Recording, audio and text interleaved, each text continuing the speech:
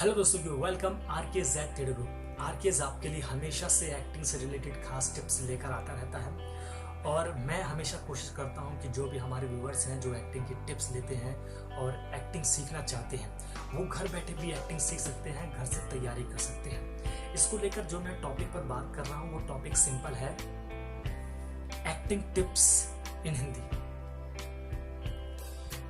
Step by step बताऊंगा किस तरह से आप एक्टिंग सीख सकते हैं, लेकिन घर बैठे बैठे किन चीज़ों के बारे में आपको तैयारी करनी होगी। मैंने कुछ चीज़ें अपने पास लिख रखी हैं और ताकि अगर मेरे माइंड से कुछ स्लिप हो जाता है तो मैं आपको इनके बारे में धीरे धीरे बताता रहूँगा। दोस्तों, सबसे पहली बात तो ये है कि मैं आपको जो बताने जा रहा हूँ इसमें यह है कि acting tips in Hindi step by step. Film और टीवी सीरियल में जाने के लिए सबसे पहले आपको क्या करना होगा कि इन चीज़ों को फॉलो करना होगा। सबसे पहला स्टेप जो है, फिल्म और टीवी सीरियल देखें।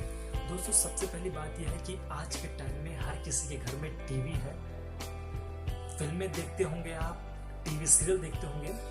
उसको सीखें, उसे समझें, किस तरह से एक एक्टर बोलता है अपनी लाइंस को, वहां पे किस तरह के शॉट्स आते हैं, एक लाइन बोलने के बाद कौन सा सीन बदल जा रहा है। ये आपको बहुत चीज़ें मायने करनी होंगी और देखना होगा किस तरह का बॉडी मूवमेंट, लैंग्वेज और किस तरह से वो एक रिदम होती है, रिदम से बोले जाता है एक्टर। जब एक एक्टर बोलता है तो रिदम के साथ में डायलॉग डिलीवरी करता है, तो वही चीज़ें आपको ध्यान में रखकर टीवी सीरियल जितने हो सके उतना देखिए। आप फिल्में देखिए, नई नई फिल्में आ रही हैं आज के टाइम पर, ऑनलाइन फिल्में आ रही हैं और बहुत बेहतरीन एक्टिंग होती है, उनमें एक्टिंग देखिए एक्टर की। दूसरा स्टेप है, भाषा पर अपनी पकड़ बनाइए। दोस्तों, सबसे पहले मैं आपको बात बता दूं कि जो हिंदी बोली जाती है वो तो पूरे भारत में बोली जाती है, लेकिन एक शुद्ध हिंदी, साफ हिंदी बॉलीवुड में अभिनेता ही बोलते हैं। आपने देखा हो कई सारे लोग जो उत्तर प्रदेश से होते हैं या बिहार से होते हैं, झारखंड से होते हैं या छत्तीसगढ़,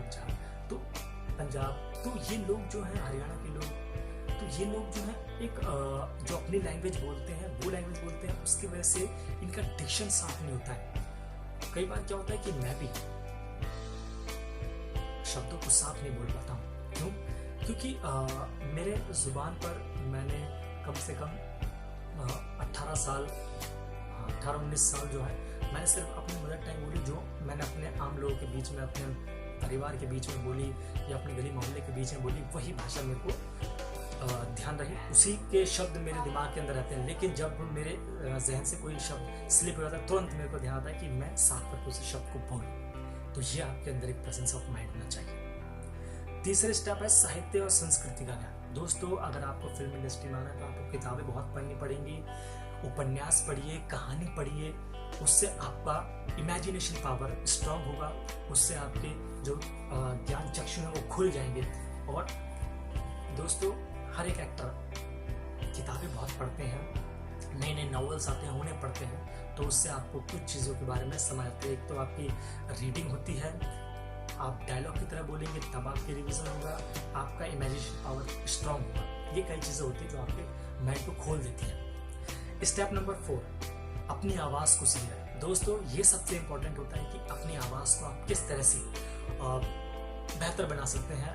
दोस्तों, इसके लिए सबसे एक अच्छी चीज़ यही है कि आप जिस भी एक्टर को चाहते हैं या फिर आप जो भी सुनना पसंद करते हैं तो वहाँ सुनिए आवाज़ को किस तरह से बोलने की कोशिश करें। जैसे कि और रेडियो पर बोलते हैं और फिल्मों में जो अवार्ड शो होते हैं उसमें एक्टर किस तरह से बोलते हैं एक्टर, तो ये चीज़ें आपको नोटिस करनी पड़ेंगी। और जब वो नोटिस करेंगे आप तो अपनी आवाज़ को उनकी तरह बदलने की कोशिश कीजिए, और जब आप कोशिश करेंगे तो आपकी आवाज़ कहीं ना कहीं पहुँच जाएगी।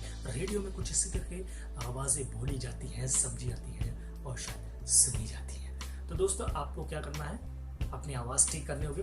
सुबह उठ कर रियाज कीजिए, सबसे बड़ी अच्छी चीज़ है। रियाज करेंगे, रियाज से आपकी रिदम भी बनेगी, आपकी जो फ्लुएंट बोली जाती है वो बोलने में आपकी स्पीकिंग अच्छी हो जाएगी। स्टेप नंबर 5, बॉडी लैंग्वेज और फेशियल एक्सप्रेशन। दोस्तों, बॉडी लैंग्वेज और फेस के एक्सप्रेशन बहुत मायने करते हैं। जब आप अपना एक्सट्रीम क्लोजअप शॉट देते हैं तो आपके एक्सप्रेशन बताते हैं कि आपकी आंखें कैसे बोल रही हैं, आपके जो आपकी आंखें हैं क्या कहना चाहती हैं, आपका फेस किस तरह से बोलने की कोशिश कर रहा है। गम है तो गम, खुशी है तो खुशी, थोड़ा सैड है तो सैड है, नहीं सोच रहे हैं, सोच ही रहे हैं। दिमाग खराब है तो दिमाग खराब है ना। तो ये आपको बॉडी मूवमेंट में आपको बहुत चीजें समझनी पड़ेंगी दोस्तों। इन चीजों पर काम कीजिए। स्टेप नंबर 6, ज्वाइन थिएटर या एक्टिंग स्कूल। दोस्तों अगर आपको एक्टिंग सीखनी है प्रोफेशनल तौर पर, आपको थिएटर ज्वाइन करना पड़ेगा। वहां पर आपको बहुत चीजें बारीकी के साथ सीखनी पड़ेगी। जो चीजें आपके साथ होती है ना, उन्हें एनालाइज कीजिए, ये मेरे साथ क्यों हो रहा है, तब आप समझ जाएंगे चीजें कि किस तरह से मुझे आगे बढ़ना है। स्टेप नंबर 7, वही एक्टिंग स्कूल्स और इंस्टीट्यूट। दोस्तों थिएटर ग्रुप ज्वाइन करने के बाद अगर आप कोई बड़ा एक्टिंग स्कूल ज्वाइन कर लेते हैं तो वहाँ पर आपको चीज़ें सिखाई जाएंगी किस तरह से आप कैमरे पे काम कर सकते हैं। और आजकल कई एक्टिंग स्कूल ऐसे हैं जो थिएटर स्टेज प्ले भी करवाते हैं और इसके साथ साथ कैमरे की तैयारी भी करवाते हैं। तो आपके लिए दोनों तरफ से बेनिफिट हो जाएगा, आपको दोनों चीज़ें समझ में आएगी किस तरह से मुझे काम करना होगा। तो दोस्तों ये 7 स्टेप्स थे जो आप फॉलो कर सकते हैं और एक्टिंग सीख सकते हैं। दोस्तों मैं तो आपसे यही कहूँगा कि अगर आपको एक्टिंग सीखनी है तो आपको इंस्टीट्यूट या थिएटर ज्वाइन करना ही पड़ेगा। और यही थे एक्टिंग टिप्स। दोस्तों अगर आपको मेरा ये वीडियो पसंद आए तो प्लीज़ लाइक शेयर कमेंट जरूर कीजिए। सब्सक्राइबर मैं हमेशा उन विजिटर से कहता हूँ जो मेरे चैनल पर आते हैं पहली बार, और बेल आइकन को क्लिक कीजिए सब्सक्राइब करके साइड में बिल्कुल, और मेरे अपडेट और लेटेस्ट वीडियो देखते रहिए।